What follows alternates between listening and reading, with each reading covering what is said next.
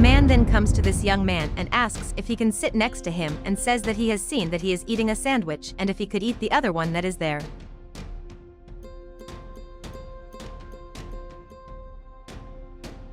And if he can give that sandwich, if there is a problem he eats, because he is very hungry. The man said, "Got it?"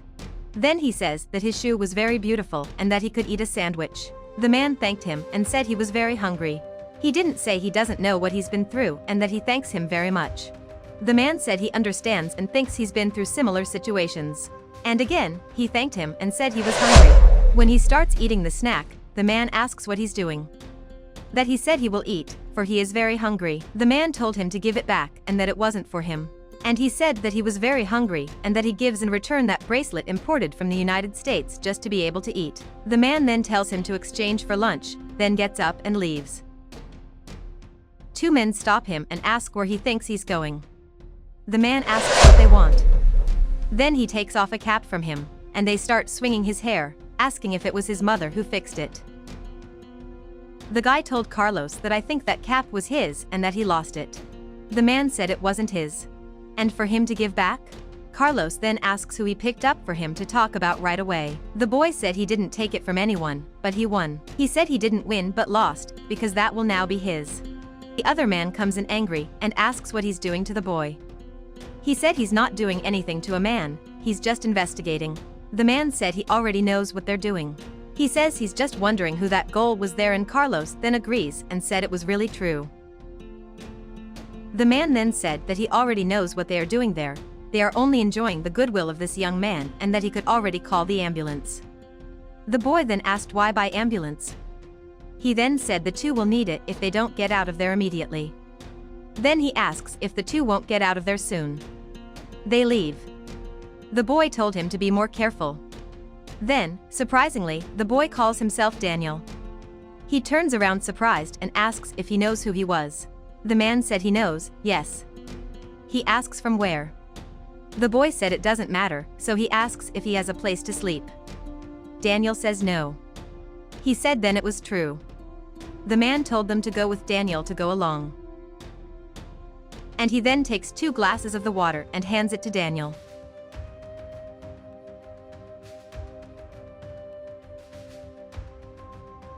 Daniel then said that he has probably known him for a long time and asks if he has ever worked for him. The man said he's worked, yes, but it's not surprising he doesn't remember. He said that, in fact, not even the employees themselves paid attention to him. And look, he was one of the top managers of his company, but even then, Daniel doesn't even remember him. Daniel confirms if he was one of the managers. The man said yes, he was one of the top managers and maybe the best.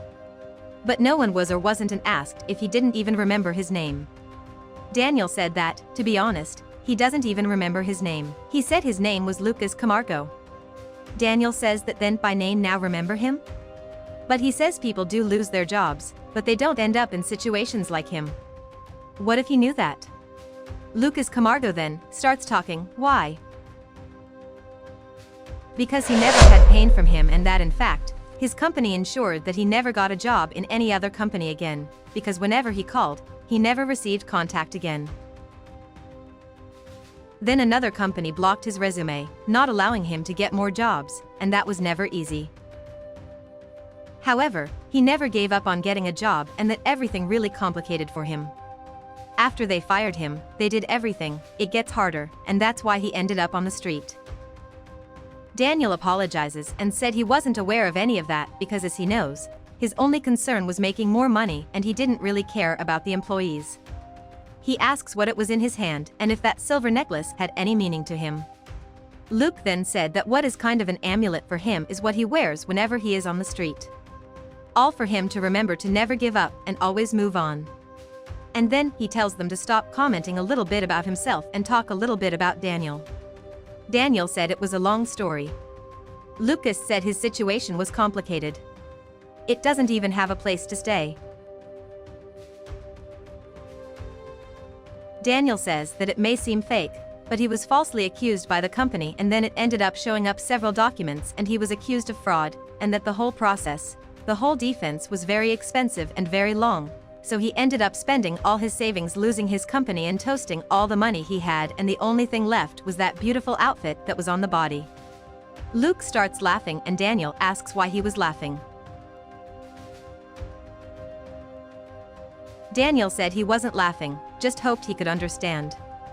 Daniel asks what he was laughing at, then. Lucas then said he thinks it's funny that everything that happened in the two's life is Mike's fault. Daniel is at a loss to understand. Lucas said yes, Mike, the one who walked everywhere for Daniel and all of a sudden, pitted the team against him. Particularly, he thinks it's very unfair everything that happened and the whole team knew what was going on. Daniel is surprised and wonders, how did he not notice this before? Lucas said that probably because he was a manager and all he thought about was money, so he didn't notice anything. Daniel then said that he doesn't even want to open the door for him and that he wants to know something. Then he stands up, angry. Daniel said it was his life's work and that he couldn't leave that white man, and he won't accept that. Luke then tells him to hope he has a plan, so I'd just listen. Daniel asks what the plan was. Luke then told him to calm down, sit down and ask if he wants some more water. Daniel said no, and for him to tell his plan.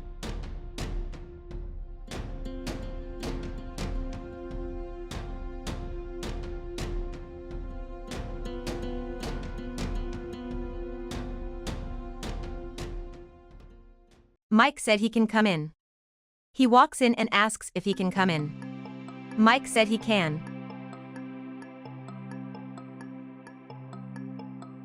Mike said that his face was familiar and that he probably knows him from somewhere, or he remembers someone, and if he was Paulo Araujo, and that was it, right? They're from the other company, and if he and his brother were there, and asks how Paul was doing.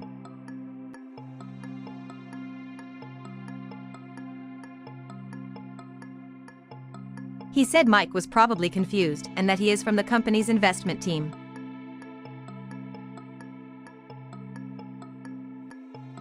Mike greets and apologizes and says that he now understands, and that he thinks he has confused. Luke agrees. Mike then said that he will now show why it is so worthwhile for him to be investing in his company, and that the company there was the one that had the highest profit margin in the whole city, and that he will make a lot of his money if he put into it, and that it was already several years in the market, and for them they were important. Lucas interrupts me and asks if he can call him Mike Silva. Mike said yes. Lucas then said that he has already investigated his company a lot and knows what it does to survive, and what he wants to know now is profit and fees. Mike said that he goes straight to the point and that he really likes it, and then goes picking up some documents so they can see and then track the profit rates.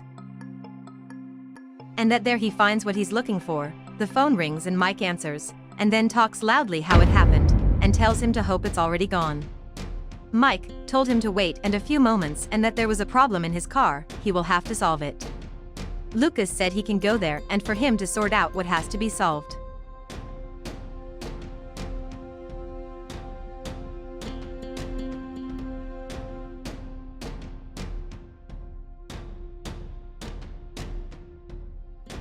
Mike asks what he's doing in his car. They recognize each other, and then Mike asks what he's doing. Daniel asks how is his friend doing. Mike said he wants to know what he's doing there. Daniel said he only stopped by to say hi to him and see his old car. Mike said it was a good thing, that I was coming down for him to do so, take that money and buy him a plate of food. Daniel asks if he wants to know the real reason he's there. Mike told him to talk soon and stop whining. Daniel said he's there to get everything that was his car and the company. Lucas then arrives and asks Mike if everything is okay there, even though he knows the meeting didn't work out. Luke then said that probably, but that he didn't really recognize him, and if he doesn't even remember him, and that he thought he was an expert even after everything he's done, and if he doesn't remember. He's Lucas Camargo. Mike said he remembered him, and that he was Lucas, the same one he fired 10 years ago. But at that moment, he had all the documents and evidence of what he did, both with him, both with Daniel. Mike, you can't believe it. Mike goes up trying to take the documents, and then the two doesn't allow it. Mike fell to the ground and asked what that was. Lucas said it will ruin his reputation. No one is hired anywhere anymore. Daniel said it's okay. Daniel said everyone in town only knows the company because of his father and because of his work. Mike tries to argue.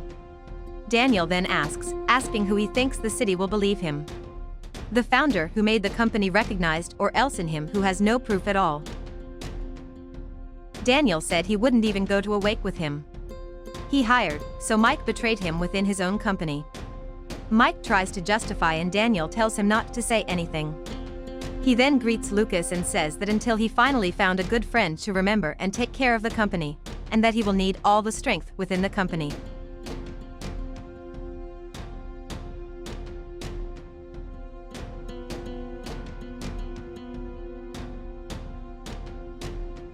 Daniel comes in and Luke says that while he was on the street hungry, it was useful to him, and that he can pawn it because he will need a lot of money.